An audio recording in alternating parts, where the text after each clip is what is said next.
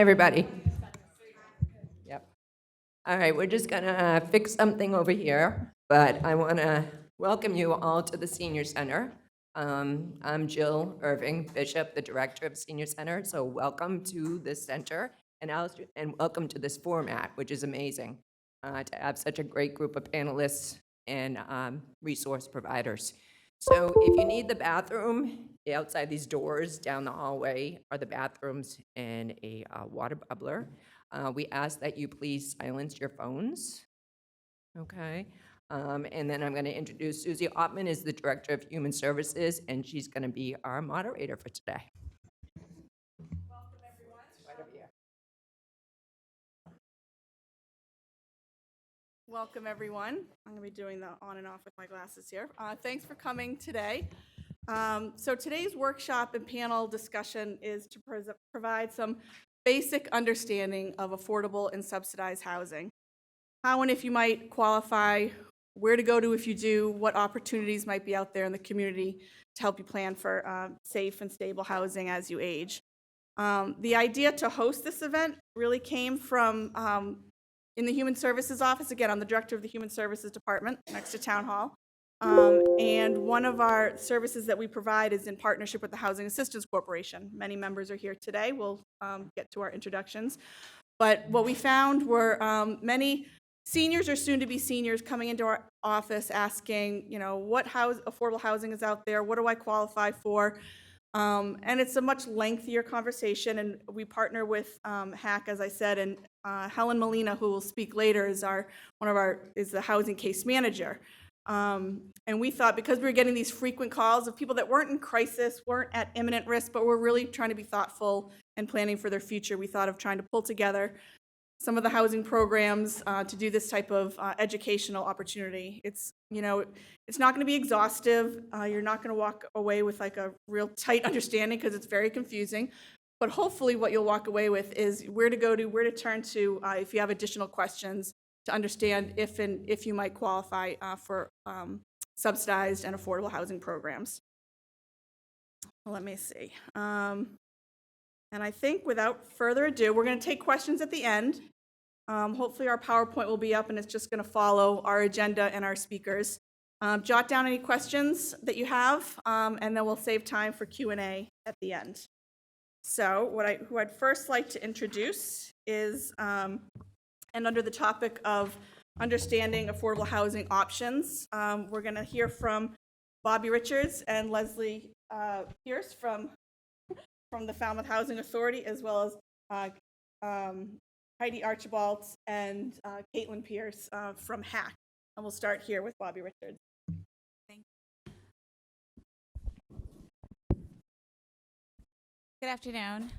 So I wanted to provide a little bit of information and overview of what the Falmouth Housing Authority does and its purpose in the community. So the Falmouth Housing Authority has grown to be the largest housing authority on the Cape within the last 6 years. And that's because we've been really successful at getting vouchers. And so vouchers are a program, whether it's state funded or federal funded, where you have a certificate that you can take within the community. You can actually leave this community and go other places in Massachusetts, or you could go to Florida or California. But it allows you to remain as a subsidized client, which means that your rent is approximately 30% of your income. And then you work with housing authorities in that local area where you travel to. All of our programs, whether it's public housing is where we are your landlord and we have specific buildings where you can live, or whether we are your subsidizing agency through the voucher programs.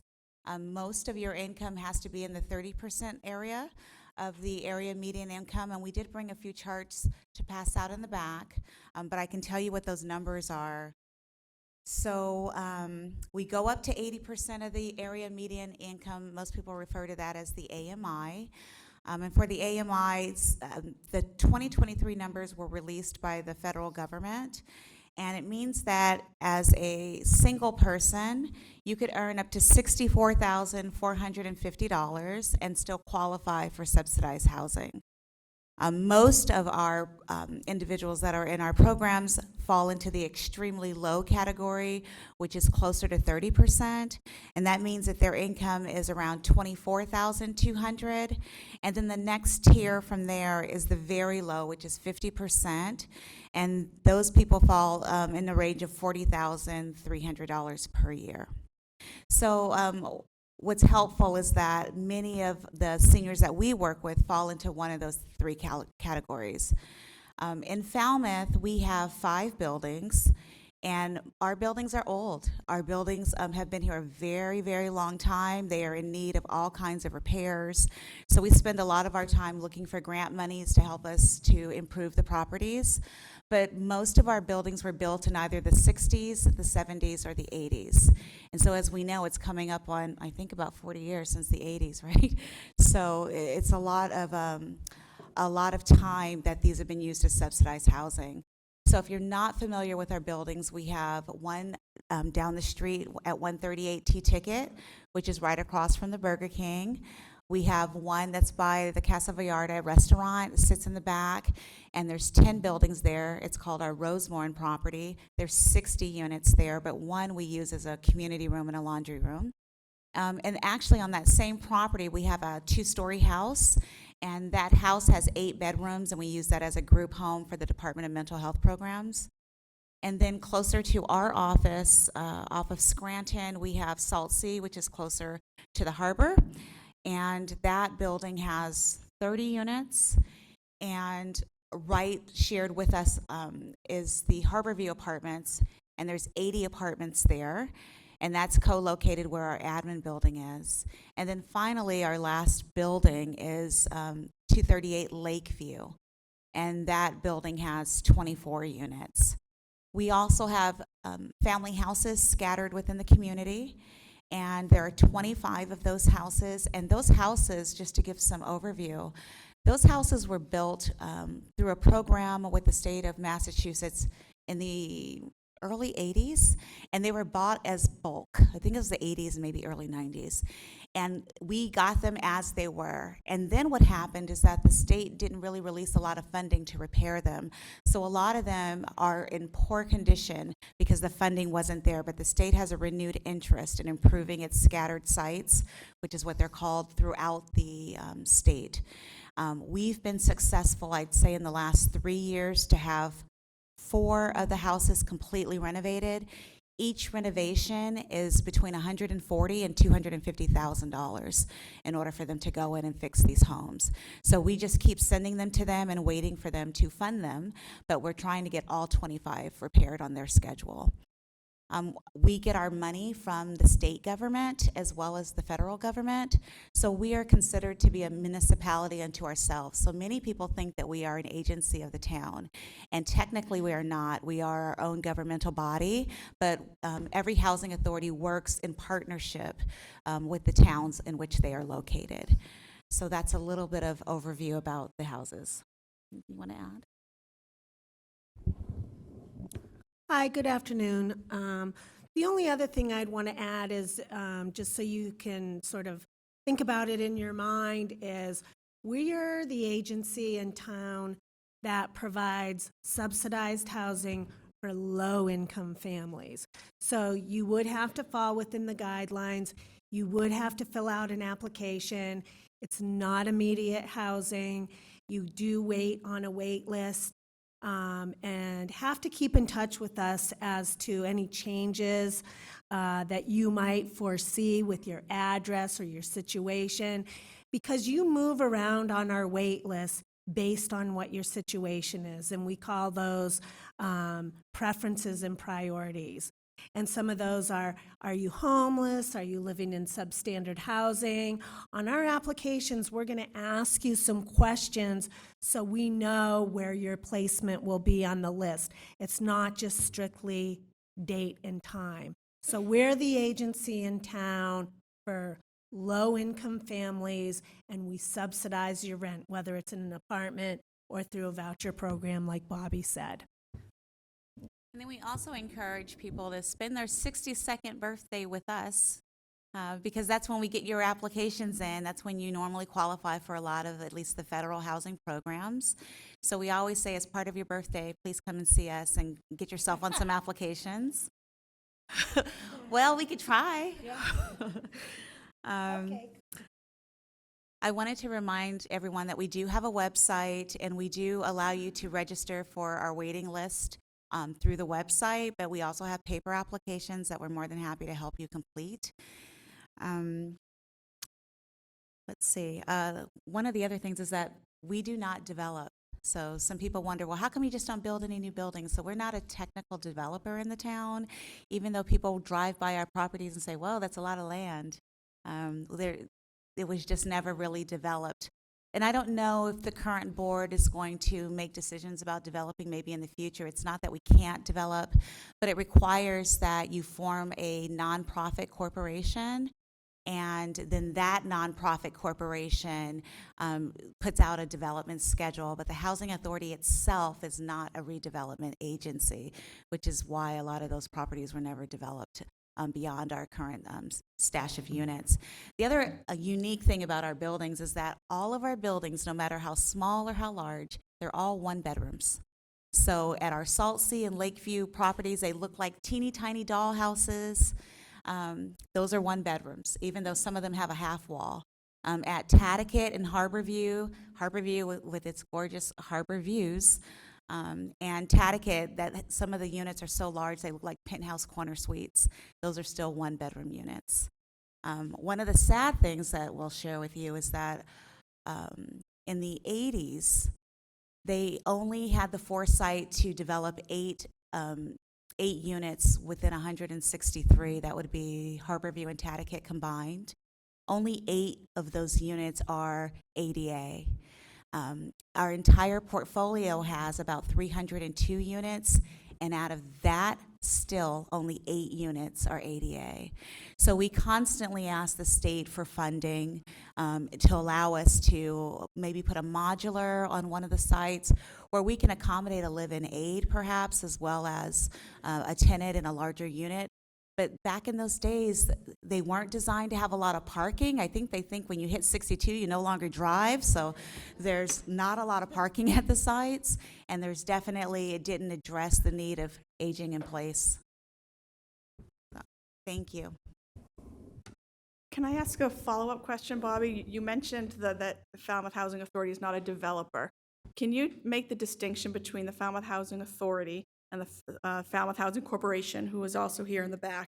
And there's a partnership there in which you manage the lists. Could you speak a little bit to that about the differences?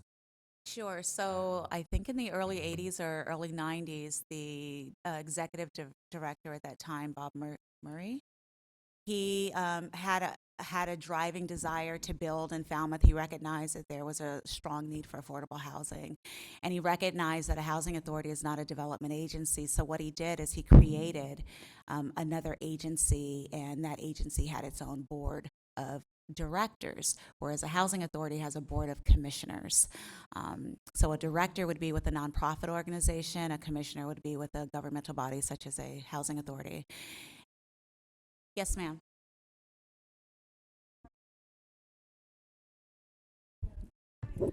Thank you. Not a problem. Is that better? I don't want to scream at anybody.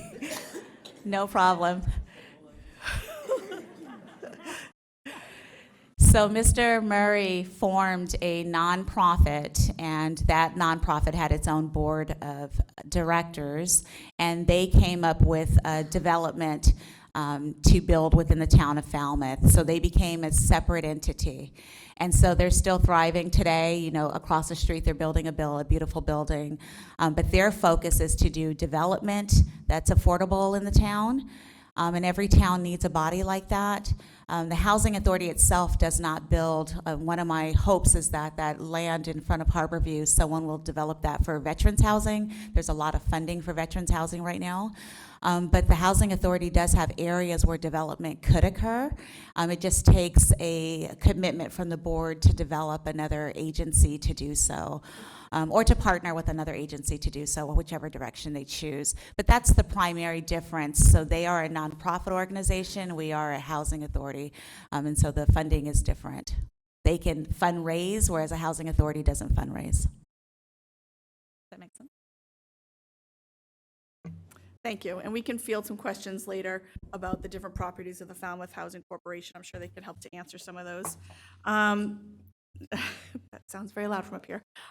Next on our panel, we have Caitlin Pierce from the Housing Assistance Corporation and Heidi Archibald from the Housing Assistance Corporation. And towards the end, we also have Austin Tallman, who will be answering some questions around the legal and financial issues related to seniors and subsidized housing eligibility. So we can start with Caitlin, who I think is going to give a broad overview of HAC, and then we'll get into some of the specifics around just legal and financial issues to help people understand their eligibility. Good afternoon. Can you guys hear me? This good? All right. Put on my microphone coaching voice. All right. So my name is Caitlin Pierce. I am the Director of Clinical Services at Housing Assistance Corporation. Under Housing Assistance Corporation, which is located primarily in Hyannis, we also have a new office in Orleans, but our staff is scattered and embedded throughout the Cape. So like Susie said, we have a partnership with Falmouth Human Services. We have Helen Molina, who is stationed there. You'll be hearing from her in a little bit. But under Housing Assistance, we are the regional agency for many, many things housing on the Cape. So if you have a housing question, a homelessness question, a housing crisis question, chances are your questions can be funneled through us and we'll help get you an answer. Embedded under Housing Assistance are many programs. Some are on the more crisis-related side of things, homelessness, housing crisis, my house is being sold, eviction services, anything you can think of that you would kind of label as a housing crisis. I always tell people, when in doubt, if that's a housing question, call our main number and we'll be able to get you to someone who could answer that question. There's an educational side of things, reverse mortgage counseling, home buyer programs, weatherization programs, energy efficiency programs. So there's a lot under Housing Assistance Corporation. If you're not familiar with us, I always encourage people to go to our website, give us a call. We have a table in the back with lots of different information. But another thing that's important to note is if you have something that you consider a housing instability question. So I had mentioned a couple things: eviction notices, back rent payment, struggles to pay mortgage, something going on with your home. You're welcome to contact us and perhaps meet with our lovely case manager, Helen, and maybe we can get you some answers around that. Okay. Probably a very broad overview, but so what's that? Oh, and vouchers, yes. So thank you, Heidi. And Heidi's going to speak a little bit more to that, but we do have various Section 8 programs, voucher programs, housing lotteries. You might have seen some of our housing lotteries come up. So we'll speak to that. May I have you speak to that, Heidi? Sure. I love public speaking, guys. So we are the regional administering agency for the state's rental voucher program. We have their allocation for Section 8 vouchers that you can use anywhere on the Cape, in Falmouth if you want, out in Western Mass if you want, in Hawaii if you want, all of those fun things. So we administer about 1,000 of those vouchers. We also have project-based vouchers, which are virtually the same thing, but instead of you having ownership of the subsidy is attached to the unit. So if you say, I don't want to live here anymore, you don't have the subsidy anymore. So we administer both of those options. We also administer MRVP vouchers, which is the Massachusetts Rental Voucher Program. That voucher program is a voucher that is only used in Massachusetts. It is subsidized by the state, whereas Section 8 is subsidized federally.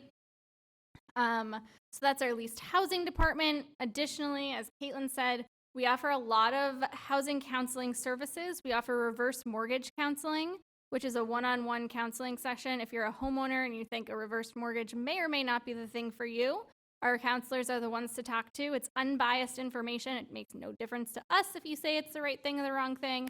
We just want you to have the right information to make the right choice. We have foreclosure prevention services. Oh, am I not loud enough? Oh boy. We have foreclosure prevention services as well. So if you're having a problem paying your mortgage or you think that may be something in the future, you can sit down with one of our housing counselors. We also offer budgeting assistance. We offer group classes for homeownership, for budgeting, credit review, and repair. So if you're saying the credit report is what's getting in my way of getting that rental, we're happy to look at that credit report with you to see what we can do to help you with that. And then we also offer emergency financial assistance for households who have fallen behind in rent or fallen behind in their mortgage. So it's called the RAFT program. So we administer that for our region for households that have received a notice to quit from their landlord saying you're X amount of dollars behind and you need to catch up. So that's about what I can speak to. That's a good summary. All right. Corporation. Housing Assistance Corporation. And they have a table in the back, so when we're done with all this, you can visit some of the tables in the back and ask about how you might either set up appointments or have additional questions answered. Please come see us and eat our Hershey Kisses so we don't. Thank you. Austin, can you chime in and maybe add some information about tenants' rights and eviction prevention, that type of thing, and how your agency, Austin, is from the South Coastal County Legal Services? Maybe share a little bit about what South Coastal County is too. All right, how's the volume? Louder, okay. So South Coastal Counties is a legal services firm. We provide legal services for people who qualify their income limitations and things like that, but those don't apply for people who are over the age of 60, I believe. So let's talk about tenancy preservation. The first thing I want to say is you do not have to move out the moment you get a notice to quit. If you get a letter from your landlord, that doesn't mean you have to leave. It's just the beginning of the eviction process. That's very important. Additionally, if we're just going to talk about the procedure real quick, so you would be served a notice to quit, and there are different kinds of notices to quit, and they have different implications. A common kind is a 14-day notice to quit for failure to pay rent, and a right that you have that you should keep in mind is the ability to cure that by paying whatever rent is owed. And even if you don't have that right because you've been served a notice to quit for failure to pay rent multiple times in the last year, you should try anyway, because sometimes that'll resolve the issue. Another kind of notice to quit is for lease violations, and those are a little bit more complicated, so you should call South Coastal Counties if that comes up, because we might be able to help you. And then finally, there's a no-fault notice to quit, and again, you should call South Coastal Counties.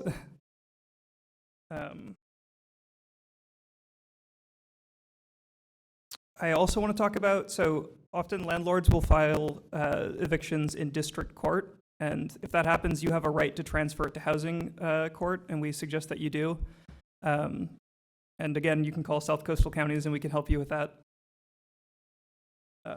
And my last point I want to make is when you have an eviction filed against you, you have to file an answer and discovery, and it's important that you do that. Even if you miss the deadline, you can often file them late. And there are forms online. We have some information in the back that we can give you, forms online to file that yourself. And again, if you call South Coastal Counties, we can give good advice and help you with that. Thank you, Austin. To either Austin or Leslie, we had talked about in our planning, maybe discussing a little bit around assets. People sometimes wonder, do I qualify if I have a certain number of assets, either whether it, and I'm not sure which one of you wants to pick up on that, but that might be helpful to hear. Great, thanks. So for our public housing program, you can have assets. Currently, and I think this may change down the road, I'm hearing a little bit of scuttlebutt about it, but currently, your assets are only included in the way of an interest that you're earning from that asset. So you could have a pretty large asset, maybe even be a homeowner, and still qualify for our public housing program. So I think there are folks who don't think that they qualify because maybe they have a 401k, or they've put money away for retirement, or they just sold a family home. You can still qualify. We just need to take a look at the different assets and calculate what income you may realize from those. Anything to add, Austin? Yeah, I just wanted to add that it does look like there might be some asset limitations coming into effect soon, but to the extent that that affects you, it would be worth discussing that with an estate planning attorney, because there may be trusts or other sort of ways that can prevent having the asset limitation, or prevent having your assets counted into the asset limitation. And again, South Coastal County Legal Services could be a resource for that. And also the senior center here has legal appointments with volunteer attorneys that could at least help figure out which direction you might need to seek further assistance. Oh, and South Coastal County is one of them. But I think there's also some other local residents who volunteer their time as well. And how about if someone could speak to some of the issues around reasonable accommodations, special circumstances, and tied into that a little bit about the difference between independent living and assisted living, and recognizing what you can and can't expect from public or subsidized housing. Anyone want to jump on that? Oh, Bobby will, thank you. So can I just add to the other conversation, if that's okay? I always like to share that you could hit the lottery and still qualify for public housing. I don't know why you would want to, but it is possible depending on how you take that payout. So if they pay you in increments, that's income, something that you get on a recurring basis. If you take a lump sum, that's now an asset, and we treat the asset differently. So just something to keep in mind.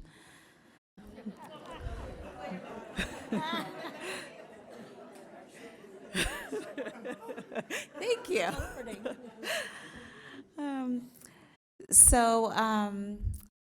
Along that same line, I'll give you an example. There was one of our tenants a year ago, not our tenant.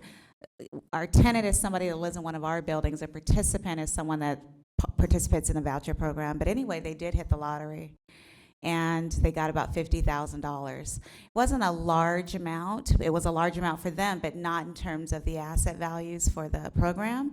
And they still have their voucher and are just living just fine because they took the lump sum. But they called us to say, what would you do? And we said, well, first ask an attorney. But a lump sum seems like a good idea. Talk about that. So in regards to the difference between assisted living and independent living, it's really important to understand.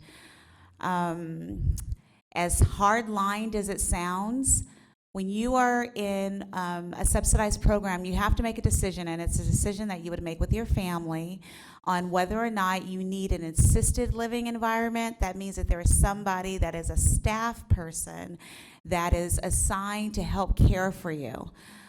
Or can you live in an independent environment? And an independent environment means that you have to be able to negotiate the terms and conditions of a lease. So what happens, and when it becomes challenging on our end, is when someone moves into public housing and maybe their health changes, and so they were at one time able to negotiate the lease, and then we find just through experiences and things that are happening that they don't appear to be able to negotiate the lease. At those times, we hope that there's a live-in aid or somebody else that can help aid them. But the housing authority does not step in to be a provider of care. That's very, very different. We might be able to coordinate through a resource connection, someone else that can come to your home through elder services or someone that can help you, but you are still responsible for being able to negotiate the terms and conditions of the lease. And so that becomes a challenge sometimes as we get older.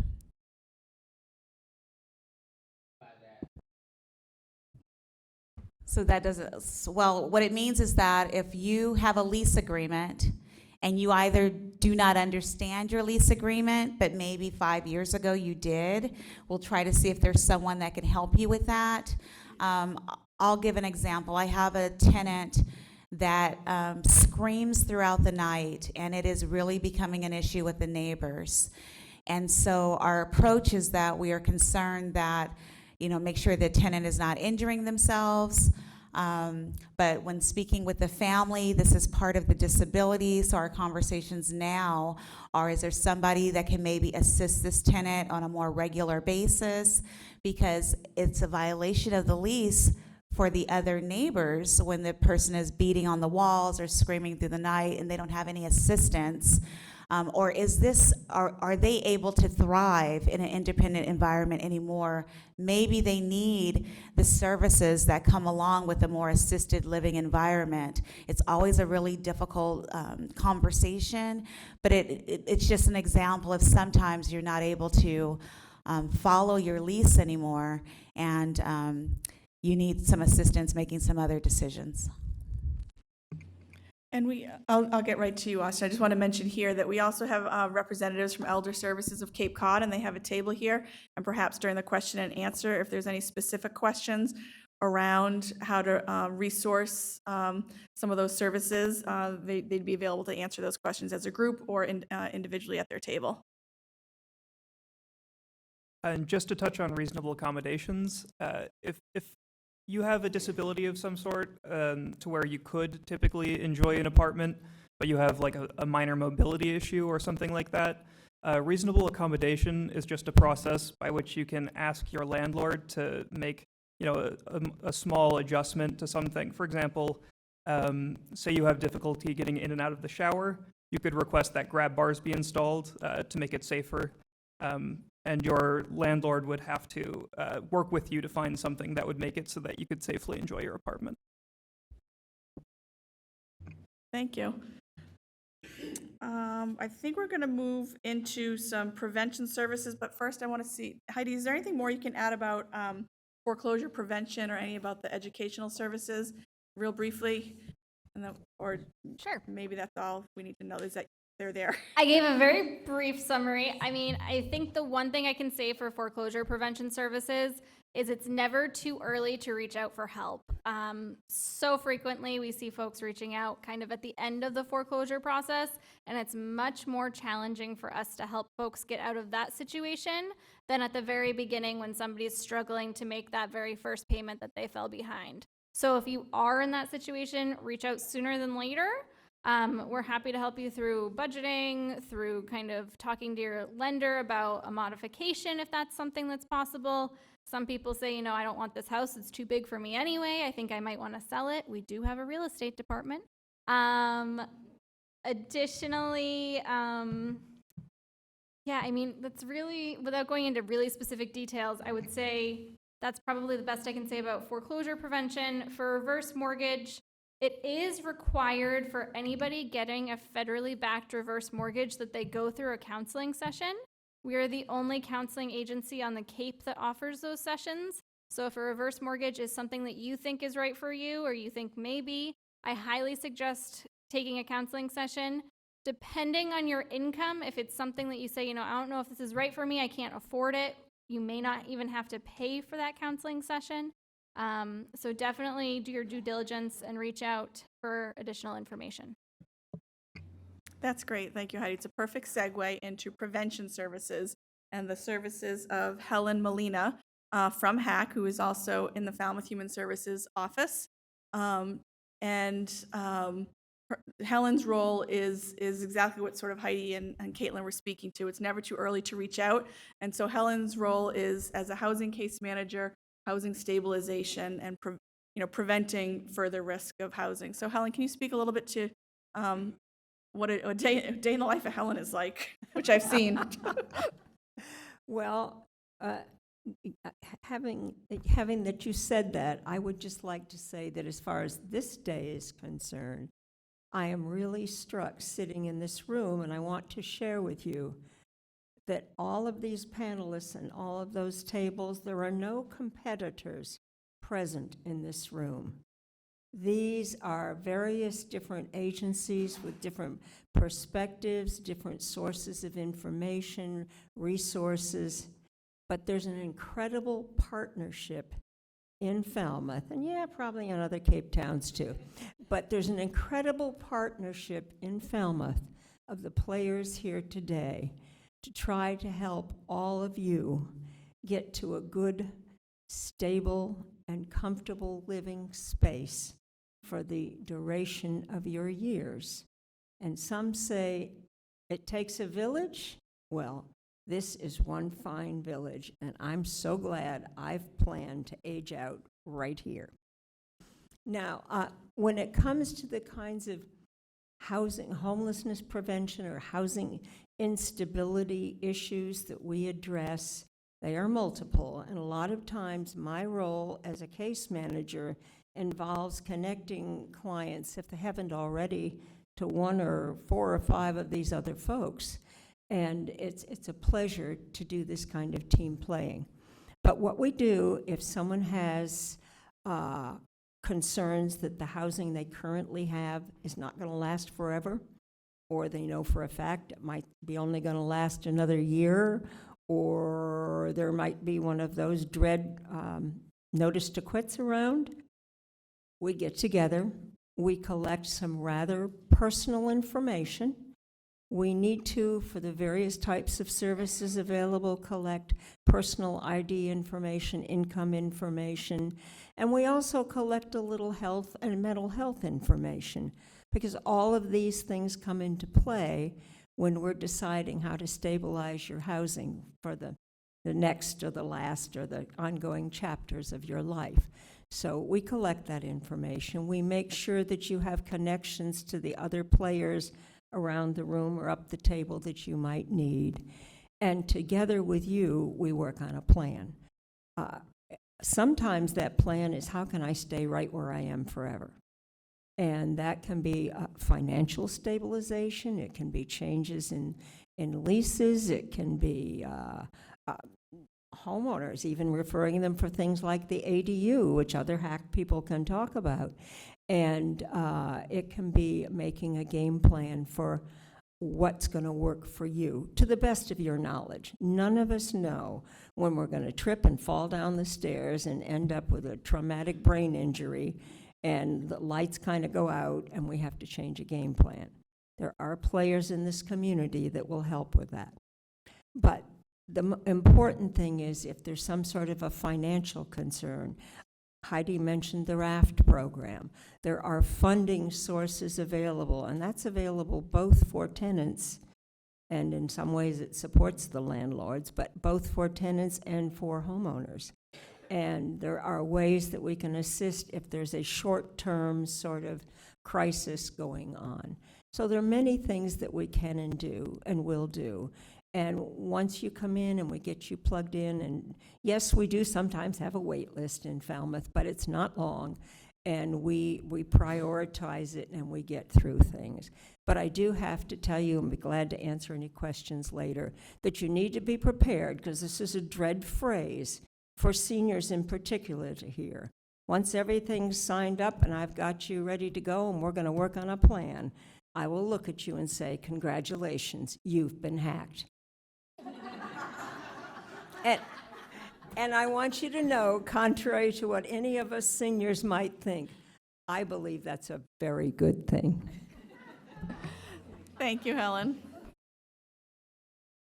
Now we're just going to touch on the further end of the spectrum, and that is when there is a very acute housing crisis and someone finds themselves in a situation where they no longer have housing. Some of the services that we have, again, are through HACK. We have a homeless outreach worker. His name is Stefan. He works very closely with Helen and myself in my office. And then we also have a local winter shelter program called Belonging to Each Other, and Gina Torrielli, the executive director of that project, is here. So I think I might start with either Shannon or Helen talking about how to access the state emergency shelter, and then some of the other creative ways in which we might support someone who's experiencing homelessness. Hello, everyone. So we have one emergency shelter in Hyannis for individuals. That's just a number that you can call and get on the wait list. Our hope is that before that happens, that you would reach out and set up help with Helen so she can case management through that number and get you on the referrals and wait lists for that. It is a bit different if there's family dynamics, so it's definitely something you're going to want to consider. The family shelter is for each individual person. So it's one-on-one, and it's separated from men and women. And there is only one on Cape, so there tends to be a wait list. So the hopes is that you would touch base with our case management services before you end up in that situation so that they can give you all the other resources prior to that. Thank you, Shannon. Gina, do you want to say a little bit about belonging to each other? Yes, hi. So how many of you felt a little confused at some point during this? Because it took me years to try to figure out who does what. And we do a little bit of that. Belonging to each other has been in operation for about 8 years. We're a local community-based organization, mostly volunteer, that has been operating free housing for people who are homeless here in town, people who are in town here, and the housing is in town too. And we take care of anywhere between 25 and 35 people over 6 months in the very cold weather. What we do is give them a landing place and wraparound help so they can get back to work, get some housing, get their legs back under them. What we have seen in the last 2 years is that a growing number of the people we serve are elderly. Last year, it was more than half the people in our houses were over the age of 60. And the reasons for their becoming, homeless is not difficult to understand between, inflation in the housing prices, loss of housing, loss of long-term apartments that may have rented for $600 to $800 to $1,000 a month are now renting for $2,000 and up a month, and people just don't have somewhere to go. And so we will help with people who can sit down with you and help you work through it in a calm environment of our houses. So if you know people, many of you probably never think you would be in this circumstance. I know we have worked with people who never thought they would be in this circumstance before, as Helen said, some medical catastrophe happened or somebody ripped them off, and took their money, or, someone sold the apartment that they were living in, the house that they were living in. We can help, do it slower and based on individually on what you need. So if you know somebody who might be in that circumstance, we have information in the back about what we do. We also have these little cards that the Human Services Department puts out that has everybody's phone number if you know somebody, because for some of us it's kids and grandkids or nieces that are in those situations. We help any age from 18. Last year our oldest person was 84. Thank you, Gina. That's always a hard one to end on, But the good news, as Helen was pointing out, is there is a great amount of partnership in the Falmouth community. And I think if you were to call any of the numbers of the cards and the agencies in the back, you will be connected and be well taken care of. I neglected to mention my own department very much, the Human Services Department. We also are staffed with clinical social workers. We partner with a lot of these folks here. We have the senior center here. So if you were to call Falmouth Human Services, the Falmouth Senior Center, we are working hand in hand with the panelists up here. And we also have mental health counseling services for Falmouth residents to provide on the short-term basis if you're not able to access those services in the community, which seems to be a challenge for everyone these days. So there's a great deal of support coming from the Human Services and Senior Services departments as well. excuse me, I think at this point in time, we're going to turn it over to questions. And then I think Jill will help pass the mic around and.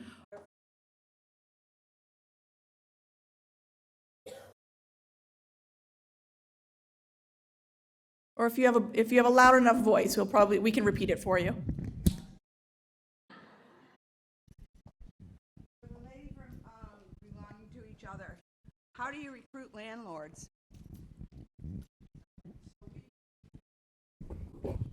We've had the same landlords for a couple of years, and they're people who rent in the summer to summer people, and then we rent in the winter. Market rate. So that has gone up from when I first started this, our high rent was $1,200 a month in the winter. We're now paying more than $3,000 a month. So when you think of, and we're a good tenant, we guarantee payment. People get out in time for you to do your summer, so that's what everybody's facing here in town. If living there damaged your property in any way, We take care of it. You pay to have it fixed. Right. Okay, that was one question I had. So I definitely want to get the questions into the microphone because this is being filmed. Okay. The other question I had was about this.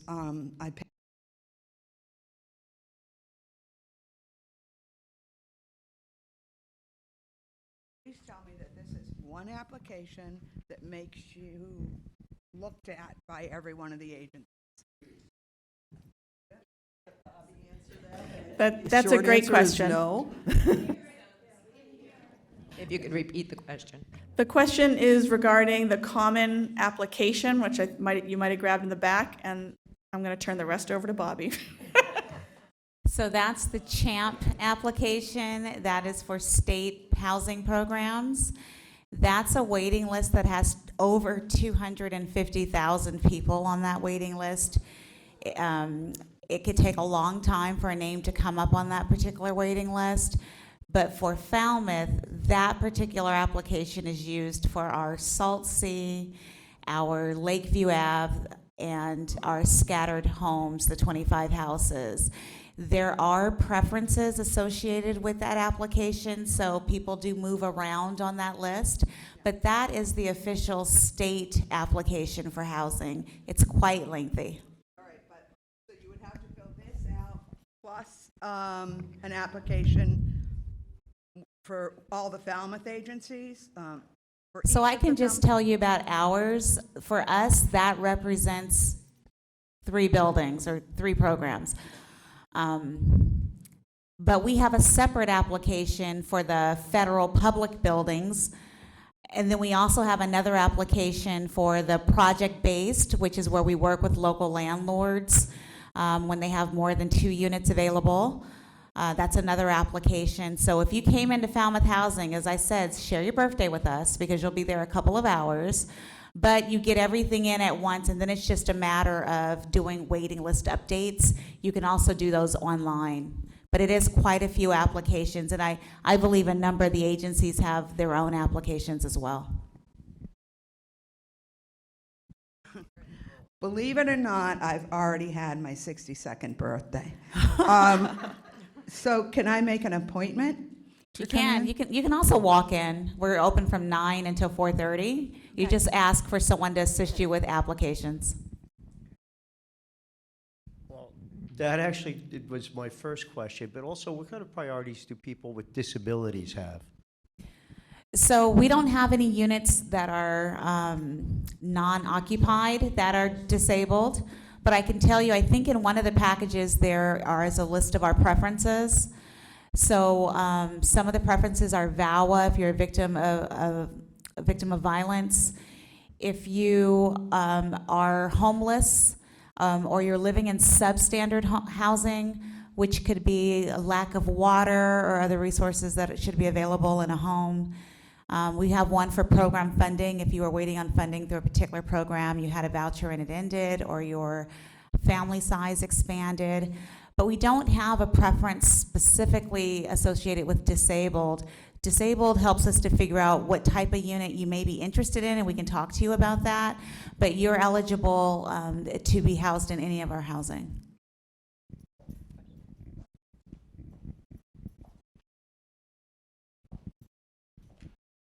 Yeah, I'm just wondering about house insurance. I mean, do any of these agencies walk you through different house insurance companies, or is that done just by like Rogers and Gray or whatever? House insurance. House insurance. Anyone? So homeowners insurance? Homeowners insurance? I don't believe any of the agencies here. So, anyone have anything to add? The Falmouth Service Center, that might be a question maybe, although the Falmouth Human Services Department doesn't know the answer to that, but questions like that, we'd be happy to take some time to help you figure out where you might call, but it's probably a matter of contacting local independent insurers to find out what their rates are, maybe to call your bank and the person that's holding the mortgage. Okay. You're welcome. Hello. First of all, thank you all for being here and providing a lot of different information, because it was said earlier when I heard that it's kind of daunting to know which agency does what. My question has to do about assisted living, and I'm not really sure which agency can provide, one, information, two, assistance financially, and three, what is it? What are the qualifications for assistance living? And I'm asking that because I have a family member who is now in independent living on their own in their own apartment, but it is becoming increasingly in need of more assistance. And I'm trying to have a conversation with them about that, but they're a little resistant for fear that it's more a nursing home than anything else. So I'd like to try to get more information from any of you about what assisted living is, and my knowledge about it. It's expensive as all heck, and it's not available to everybody. Certainly in terms of, what I understand, it costs, and I'm just using this as a barometer, at the Atria, where it's thousands of dollars a month. And the average folks, and certainly my relatives, don't have that kind of money. So I'm asking about, is there assistance or financial assistance for assisted living? One, and two, who do we talk to get it? I'm going to say a couple words on that based on personal experience and just knowing some of the organizations in town, and then I'm going to pass it over to Elder Services, who I think can also help answer some of that questions. A lot of the independent organizations like Atria, like Bridges and yes, they're very expensive, but even those organizations, they hold a wait list for affordable housing units in there. Like Atria has, I don't know how many, Bridges has a few, so it is worth reaching out to any assisted living facility and asking, do you have any subsidized units and wait lists? That's number one. And number two, I learned that in Pocasset, I believe Hack was maybe the developer of this one.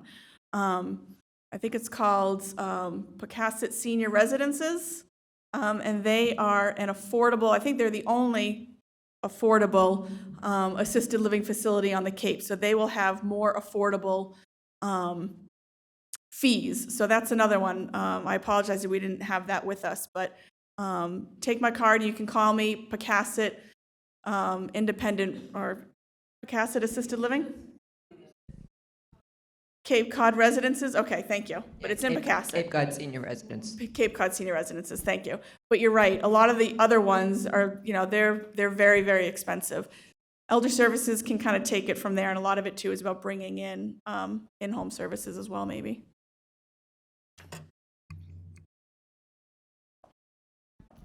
Yep. Remember all the place. Again, this is Elder Services of Cape Cod. Hi, everyone. I am the program manager for the caregiver and the options program at Elder Services, and that was a great question. Thank you for asking it. A referral to the options program, which is a free program, can help explore options for assisted livings and kind of explain, how that would look and weigh your options for housing with that. So come on over and find us, and we'd be glad to make a referral for you. And just so you know, just so you know, an options referral can be made just by calling the main number at Elder Services. So for anyone who has questions for supports, services, housing, a referral to options would be very helpful.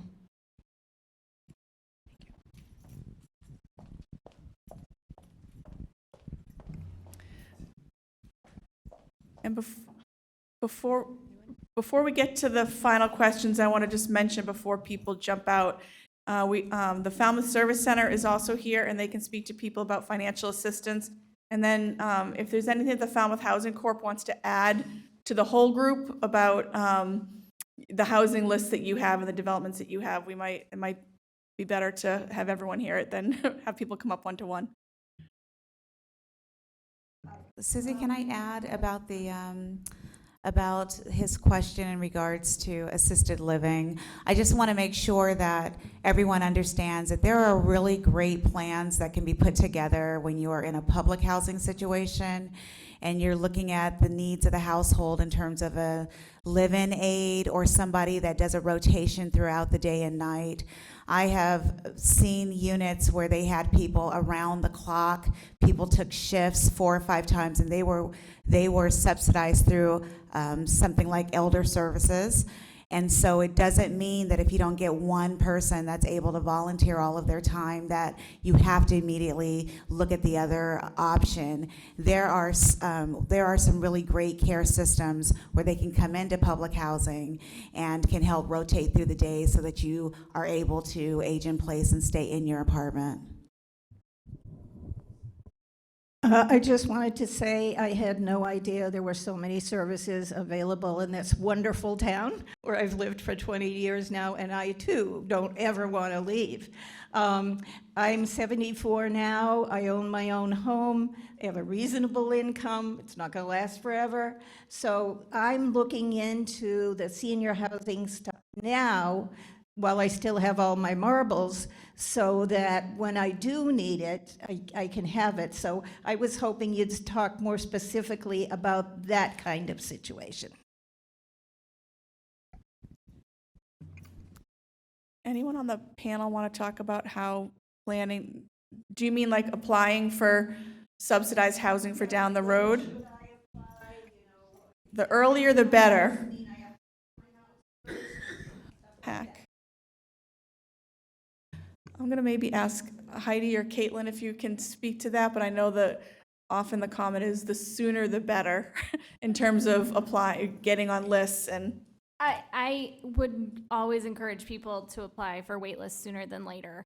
Right now, our waitlist isn't too long for subsidized housing, so it's one of those situations where we say, if you apply now, you'll be pulled before you're ready, but if you don't apply now, then it might be a question down the road. So it's always something to kind of call and say, when are you pulling from on your wait list? If we say we're pulling from 2022, and you do the math and say, okay, well, I'm not going to want to move out of my house in 3 years or so. Maybe wait. It's really hard to say because how people are applying and how we're taking people off the wait list always changes. 1 year we might pull 800 people off the wait list. 1 year we might pull 200 people off the wait list. So the variances and timeline are definitely unpredictable. But with that said, if you think that subsidized housing is definitely something you're going to need in the future, I would always say apply now. If your name comes up on the list down the road and you say, I don't need it, you can always reapply at that point after you've been kind of selected and rejected. But it's never a bad thing to apply early.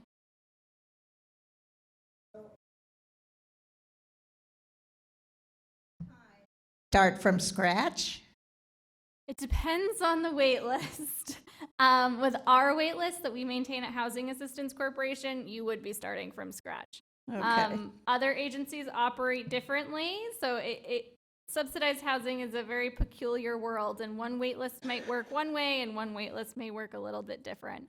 Bobby might be able to talk a little bit more about the CHAMP app, but So it's the same policy with us, is that if your name is pulled from the waiting list and you're not ready to move, then you lose your space on the waiting list. If the list is still open, you are encouraged to reapply. But I will tell you that in the last year, the Falmouth Housing Authority has closed, I think, 2 waiting lists. We actually have a policy that if it's not reasonable to expect to be housed within a 3-year window, I think it's a 3-year window, then we need to close the list, because all we're doing is creating an expectation that we cannot fulfill when we allow a list to get super, super long. The reality is we have 302 units. And so when we have 600 people on a waiting list, there's no way that they're going to be housed within a 3-year window.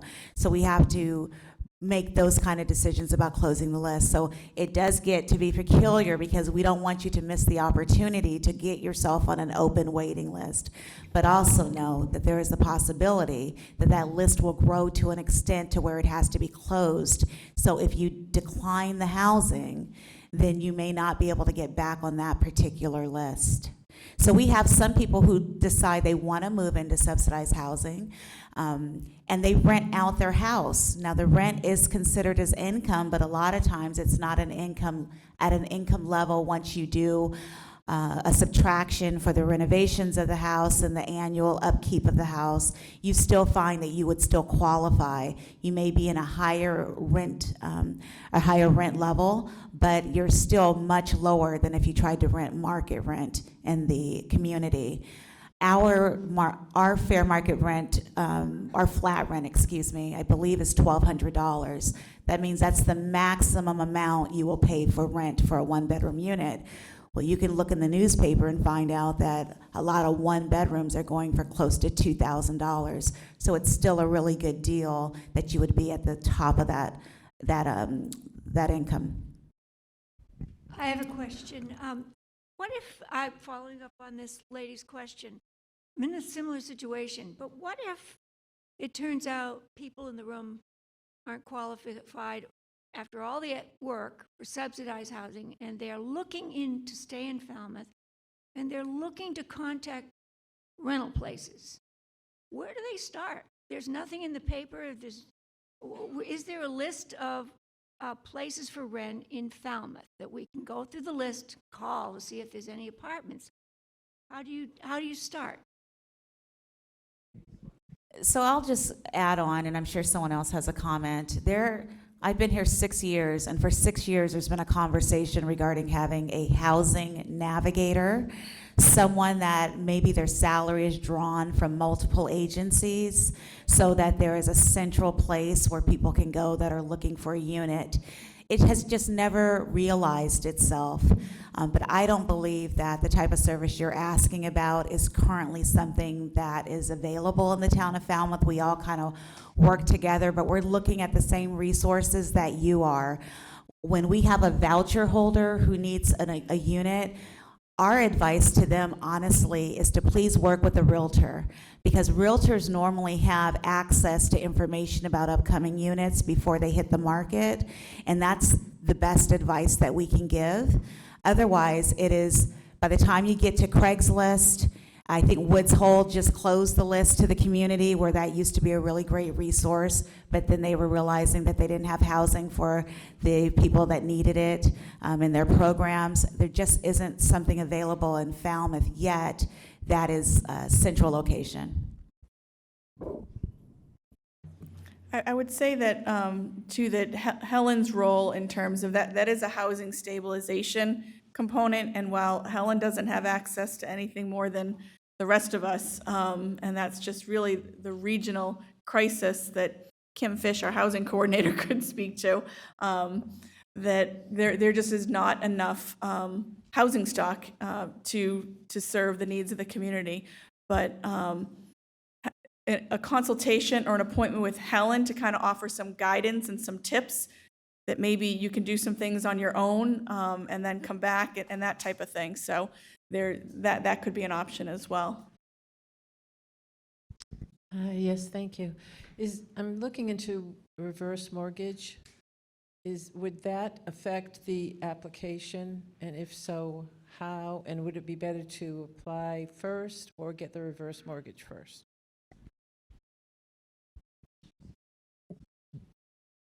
I can speak for the voucher programs that we administer. They're mutually exclusive. Realistically, the reverse mortgage is just impacting the value of your home. And that's really just going to impact the level that we're considering it an asset when we're determining your eligibility. So if you think a reverse mortgage is for you, you can do that while still applying for a voucher. If you think you want to just do the voucher application and stay where you are until that comes up, that works too. But the two are mutually exclusive. Jill, I'm wondering if someone from Falmouth Housing Corp. could say a real brief piece about who you are and the programs and how someone might apply, what the difference is between you and some of the other lists that people might get on. So hello, my name is Thank you. Nick from the Falmouth Housing Corporation. We are currently building the property across the street, currently named Scranton in Maine. It is going to be 48 units total, 47 one-bedrooms, 1 studio.